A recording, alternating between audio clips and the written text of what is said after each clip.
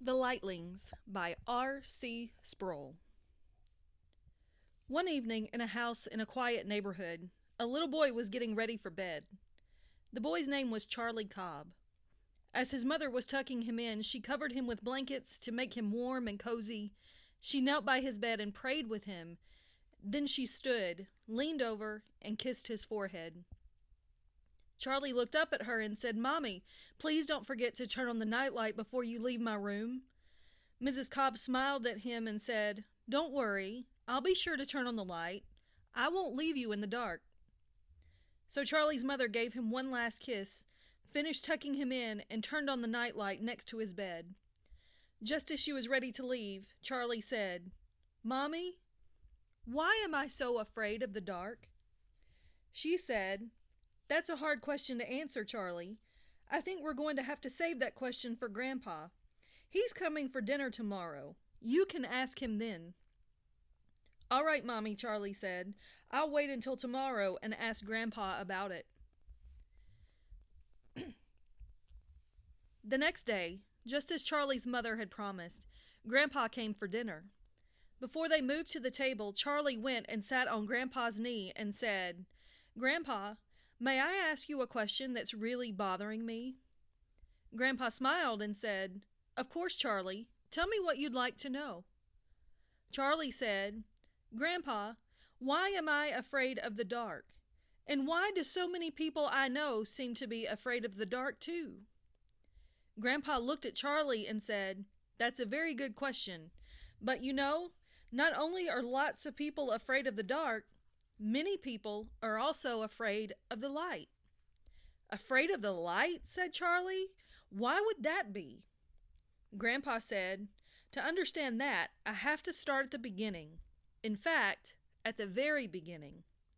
Charlie loved it when Grandpa told him stories, so he curled up next to Grandpa and waited for him to begin. Grandpa started his story the way he always did. Once upon a time there was a great king who was the King of Light. He lived in the light. He made the light, and his light was so perfect and so pure that he was called the King without a shadow. This great King of Light made a group of people, and he made them so that they could shine brightly just as he did. He called them his little lightlings. He set the lightlings in a beautiful garden that he prepared for them, a garden that was full of bright sunshine. The sun bathed the garden every day and helped the flowers, plants, and fruit grow in great abundance. The bright light of the sun helped keep everyone warm in the garden. The lightlings loved it when the king came to visit them at the end of the day. But one day, something terrible happened. The lightlings decided to do what they wanted to do instead of what their king commanded them to do. So they disobeyed the king and sinned against him. The very moment they sinned, their light became dim, and they were filled with shame and great embarrassment. They ran as fast as they could to get away from the king. They didn't want the King of Light to see them. They ran out of the garden and into the woods and hid themselves in the darkest place they could find. From then on, they were afraid of the light because they knew that where the light was, the king would be, and the king would see them in their shame.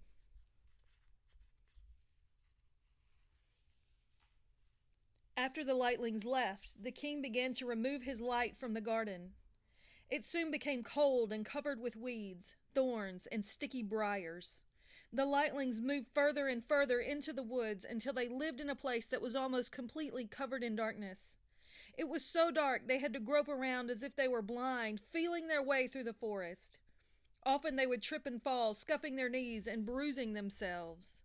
It was awful living in the dreadful darkness all the time, where the only light they ever saw was in barely lit shadows that danced in the forest. In fact, they couldn't tell the difference any more between night and day. Then one night, or perhaps it was day, far off in the distance they saw a blinding light shining through the trees. They could see the light coming from miles and miles away. They were frightened by it. They thought the light meant that the king was coming to find them to punish them for their sins.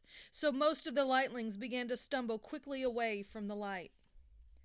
But some of the Lightling children were so amazed by the light and curious about it that they decided to see from where it was coming. They set off and traveled for miles and miles. It took them a long time, but as they moved, they saw the light shining brighter and brighter. Finally, they came to a clearing in the forest. In the middle of the clearing, they saw a father Lightling, a mother Lightling, and a baby who was shining like the sun. The blazing light seemed to be coming right out of the baby himself. The Lightlings who saw it were shocked and surprised. They asked the father Lightling, "Who is this baby? Where did he come from?" The father Lightling answered, "He is not my son. He is the son of the King of Light. The king has given him to us as a special gift. He has been born for us. When he grows up, he will be called the Light of the World. There will be no darkness strong enough to hide his light, no darkness deep enough to send his light away." When they heard this, the Lightling children knelt down at the baby's feet and began to worship him in fear and reverence. When they stood up again, their own faces were shining. But the light that was shining in their faces was not coming from inside them. It was a reflection of the light coming out of the baby. The Lightlings were now surrounded with the light of the child they had visited. They rushed back to their homes, their friends, and their families as fast as their feet could carry them. When they got home, they were still shining. The other Lightlings were frightened at the sound of them, at the sight of them. They asked, "What happened to you?" So the Lightling children told their story. "We saw a baby who was shining with light. He is the son of the King of Light. The king has given us a child. He has given us his own son to be the light of the world." The Lightlings noticed that already there was more light in the forest. Now they could begin to see where they were going. They could walk without falling. They could run and play without bumping into trees or rocks or getting bruised. Some still hid from the light, but others realized they didn't need to be afraid anymore. They saw that living in the light was much better than the darkness they were used to.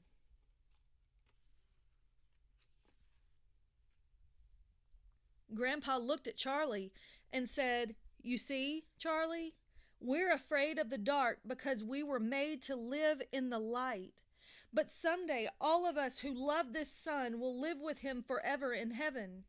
When we go to the dwelling place of the Son, who is now the light of the world, there will be no darkness at all. Not only that, there will be no moon. There won't be any stars or even a sun. There'll be no night lights, no lamps, no lanterns, not even any candles." Charlie asked, "How can it be light if there's no sun or lamps or candles? How can that be?" His grandfather replied, "In the place where the king's son now lives, the light that shines forever still comes from him. He is the light in heaven. All who come into his presence will never be in darkness again." "Wow," Charlie said. "That sure is a wonderful thing to look forward to." And Grandpa replied, "Charlie, let me make a suggestion. Every time you see the sun, the moon, or the stars, or light a candle, or turn on your nightlight, remember the story of the child of the King of Light brought into the darkness of this world. And remember that he gave us this baby as a gift. As long as you remember that, you will never, ever have to be afraid of the darkness again." The end.